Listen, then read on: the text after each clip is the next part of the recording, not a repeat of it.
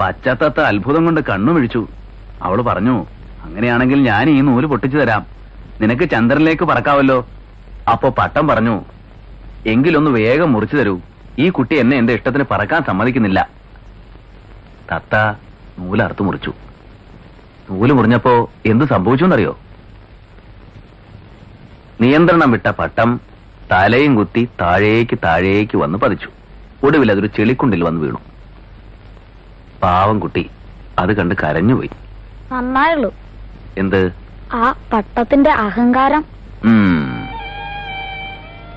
കുട്ടികളെ, നിങ്ങളാണ് ഉയരത്തിൽ പറക്കുന്ന ആ പട്ടങ്ങൾ. പട്ടം പറപ്പിക്കുന്ന കുട്ടി എന്നെ പോലുള്ള മാഷന്മാരും. എത്ര ഉയരത്തിലും നിങ്ങൾ പറന്നോളൂ, ഞാൻ അയച്ചു തരാം. കാറ്റിന്റെ ഗതിക്കനുസരിച്ച് നിയന്ത്രിച്ച് ചന്ദ്രനിലെത്തിക്കാൻ. ആ നൂല് ഒരു ബന്ധനമായിട്ട് കാണരുത്.